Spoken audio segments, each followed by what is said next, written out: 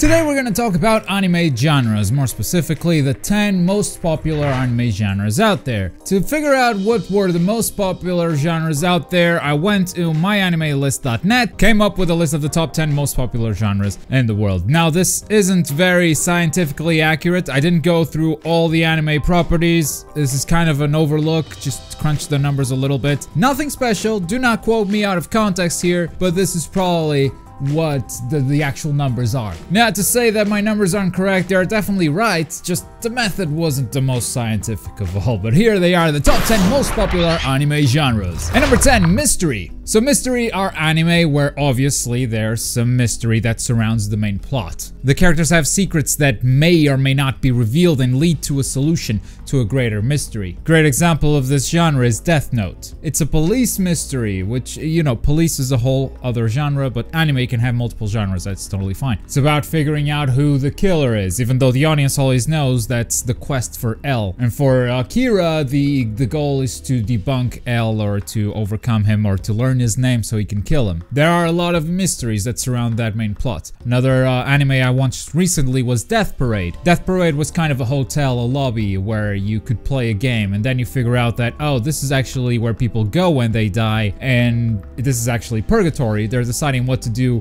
with these people's souls. And that was also an interesting mystery to witness. Or still, Mushishi, where there's a guy that goes around from town to town to heal some illnesses. And these illnesses are caused by mushi, which are bugs that not all humans can see. Now, the mystery is always, okay, how did this person get in touch with this mushi? What did the mushi do to this person? There's a whole side story, and the whole anime is about figuring out the mystery of what happened to each patient. And number 9, sci-fi. We all know what sci-fi is, right? Science fiction is a genre that transcends anime.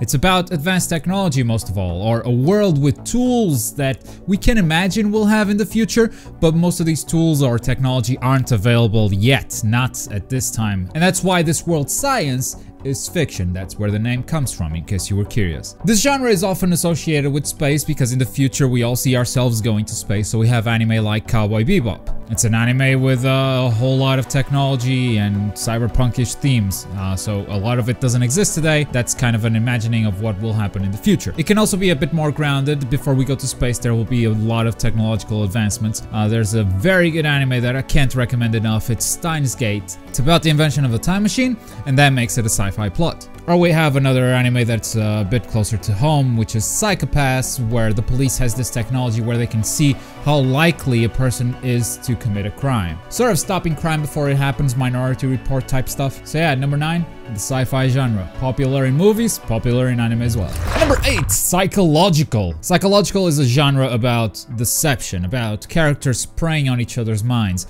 about trying to fool each other or merely trying to destroy and demolish the other's mental state. Death Note is another great example of this. The battle of minds between Kira and L always clashing. Psychopaths as well, where you know, the main protagonist is sort of immune to the criminal numbers, so she's never really influenced by what's the negative stuff that's happening around her. She's a very strong character psychologically, while everyone else around her kind of isn't. So that's also a very battle of the minds kind of situation. Neo Genesis Evangelion, I mean, that's an obvious one. Just look at those last episodes and that's as psychological as it gets. And Ghost in the Shell, even the movie is kind of psychological. It's about, hey, oh, they turned me into a robot so I could be their slave. No, I thought they saved my life, you know? That kind of dilemma. It's psychological as well, it's not anime. We're talking about anime, I'm getting sidetracked. Anyway, Ghost in the Shell is also a psychological anime. And number 7, we have drama. Drama is a complex genre. Often it tells a story or introduces characters through conflict and emotions. Using this means the plot usually tends to seem bigger than it actually is,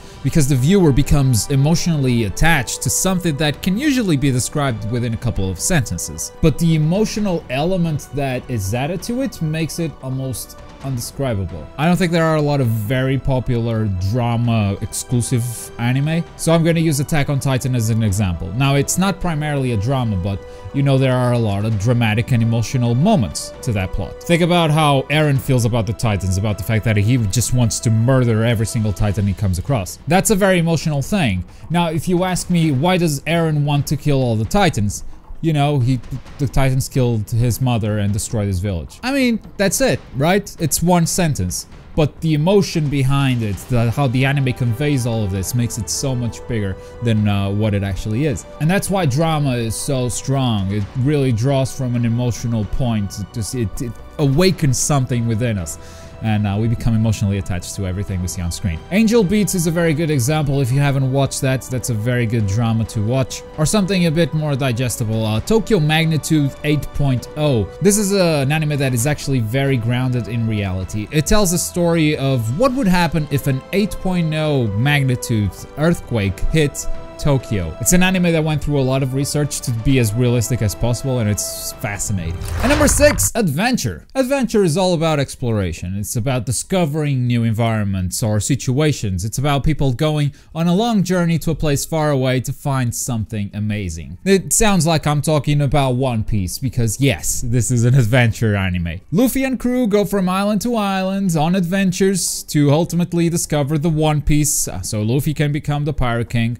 And everyone else has their own goals, which they may or may not accomplish along the way. But it's about exploring all these different islands and meeting all these different characters. Cowboy Bebop might be a sci-fi in space, but you know, it's also an adventure traveling through space. Sword Art Online, even though it takes place inside the game, you're exploring all these different places inside the game, inside that world, so that's also considered an adventure. Full Metal Alchemist. I mean, mostly takes place within that city, but that city is huge. And Elric is traveling all the time, trying to learn new stuff about alchemy, so also an adventure. It englobes a lot of different anime, and that's why this genre is so strong.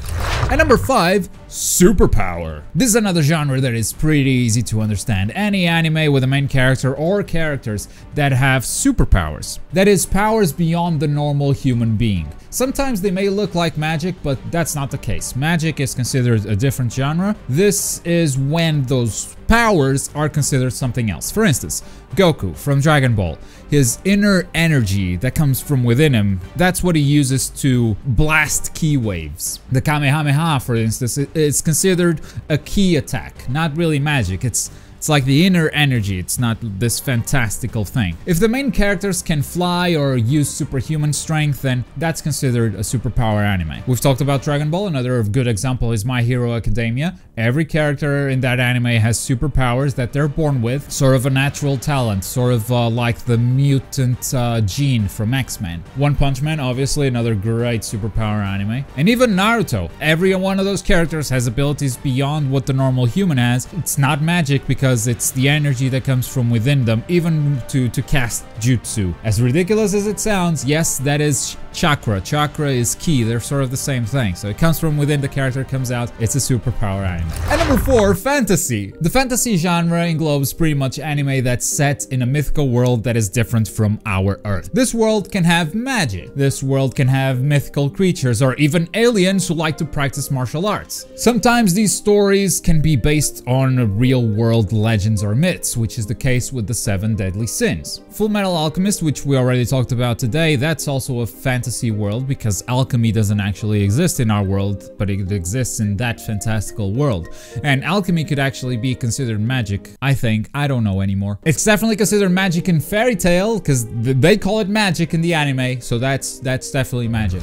And number 3, comedy. Comedy is present in so many anime that it ended up being one of the most popular genres. Now, there aren't a lot of popular anime that are strictly comedy, but almost all of them have comedic elements. Think about the funny moments of Naruto. If you think about the funny moments of One Punch Man, Bleach, Soul Eater, Kill la Kill. Like, none of these anime are primarily comedy, but they have a lot of humor over time. So they're considered also to fit within the comedic genre, even if the main genre is one that we'll actually talk about further down the road. Number 2, we have Supernatural. Supernatural is cheating, okay? It englobes so much stuff that it almost became the most popular anime genre. Most of the popular anime actually fit within this category because it englobes so much stuff. So Supernatural anime includes anything that is paranormal. So we're talking about demons, we're talking about vampires, we're talking about ghosts, we're talking about zombies even. So Death Note, despite being mostly a psychological drama and mystery anime, it is also supernatural because it has death gods in the mix. Bleach, which is mostly an action anime, is also about death gods with big ass swords. Same goes for Soul Eater.